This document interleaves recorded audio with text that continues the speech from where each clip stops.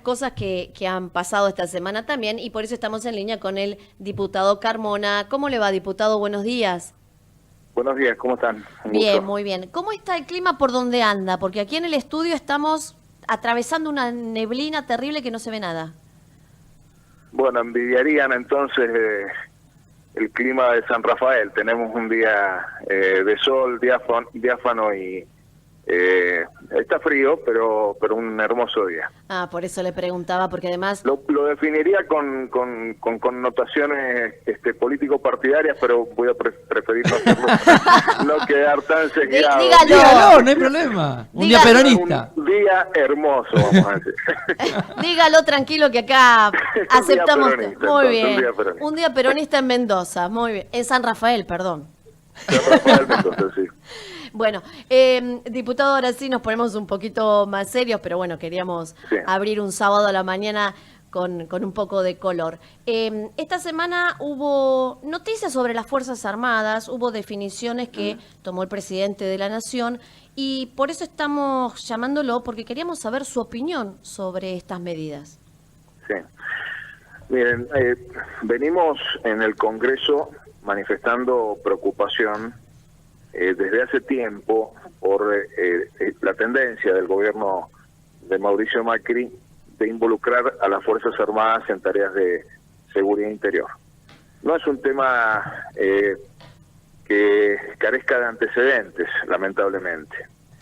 A poco de asumir la presidencia, Macri dictó un decreto de emergencia en materia de seguridad que avasalló las competencias del Congreso. Las emergencias de seguridad deben ser declaradas por ley. El presidente avanzó con un decreto que dispuso una serie de medidas en materia de seguridad, pero también avanzó sobre el involucramiento de la Fuerza Aérea en lo que se denomina el derribo de aviones. Un tema que ha sido muy polémico, muy discutido, y que debería haber requerido el tratamiento en el Congreso. En ese momento se presentaron iniciativas en el Congreso para dejar sin efecto ese decreto. Luego hemos tenido en distintas circunstancias el anuncio, el anticipo, para ser más preciso, de la decisión del gobierno de avanzar en este involucramiento de las Fuerzas Armadas en tareas de seguridad, y ha concitado un rechazo, yo diría generalizado en la oposición, si bien con matices en cuanto a los alcances de ese rechazo. Ha habido un reclamo de que el tema sea discutido en el Congreso, y han habido observaciones respecto de las circunstancias de que se está abandonando lo que ha sido una política de Estado en la Argentina, que es la separación clara, definida, entre la esfera de la seguridad interior y la esfera de la defensa nacional. Lamentablemente el decreto 683 es un decreto que vulnera las facultades del Congreso en la materia, avasalla por lo tanto la Constitución, particularmente el artículo 75, inciso 27, que establece que es competencia del Congreso dictar leyes referidas a la seguridad, a la defensa nacional. Por otro lado, se avanza en una medida peligrosísima que puede derivar en lo que muchos sospechamos, involucramiento de las Fuerzas Armadas con una finalidad de represión interior. Ahora, diputado... Y por otro lado, les termino un poquito el panorama. Hay un contexto geopolítico también de esta decisión. Esta decisión está enmarcada en la doctrina de las nuevas amenazas, que es una doctrina estadounidense para nuestra región. Esas nuevas amenazas principalmente serían el terrorismo y el narcotráfico, y por lo tanto se busca involucrar a las Fuerzas Armadas en esa lucha contra el terrorismo y contra el narcotráfico. Los países que la han aplicado han tenido resultados desastrosos.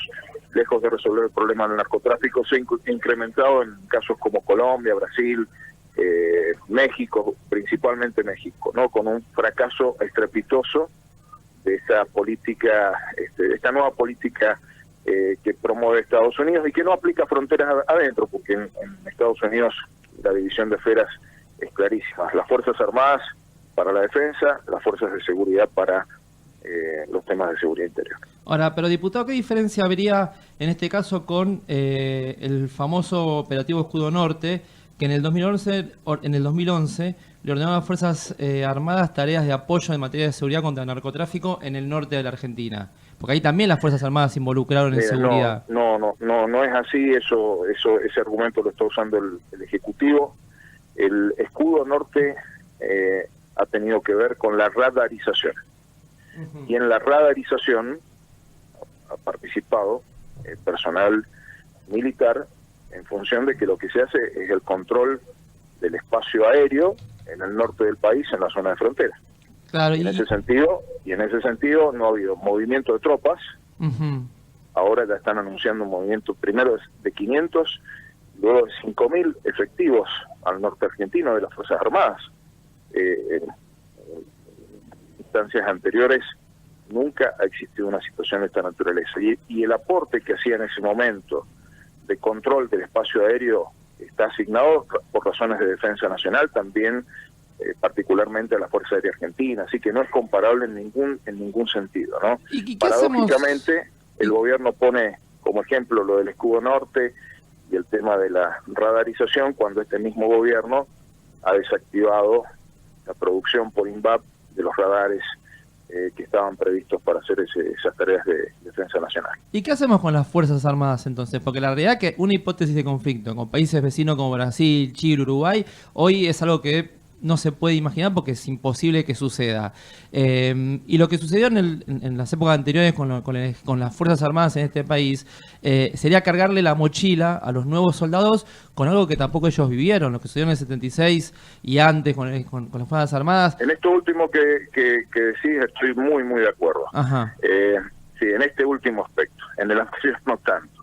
Mira, las Fuerzas Armadas argentinas tienen una importantísima misión de defensa nacional. Ajá. Para que tengamos en cuenta, Argentina ha sido parte de una experiencia importantísima como ha sido la conformación del Consejo Sudamericano de Defensa en el seno de la UNASUR. Y desde allí se han coordinado con los países de la región políticas de defensa nacional y regional que estaban focalizadas fundamentalmente en objetivos vinculados con los recursos naturales, proteger los recursos naturales de nuestros países que se ven amenazados por acciones sobre todo de grandes potencias, todo lo relativo a la reacción frente a situaciones de catástrofes naturales y situaciones vinculadas con rescates, pero además Argentina tiene un enorme espacio marítimo, un enorme espacio aéreo y un enorme territorio en donde la hipótesis no está puesta en los vecinos, sino que las hipótesis están puestas en los eventuales usurpadores o en los actuales usurpadores. Nosotros tenemos en Malvinas la más importante base militar del Reino Unido y de la OTAN del hemisferio sur. Vamos a considerar que la defensa nacional no tiene que contemplar esa situación que se presenta en Malvinas. Vamos a retirar marinos del mar argentino que hacen control de las operaciones de las fuerzas militares del Atlántico Norte, Estados Unidos, Reino Unido, otros países europeos en nuestro mar. No es cierto que no tenga sentido sostener una política de defensa.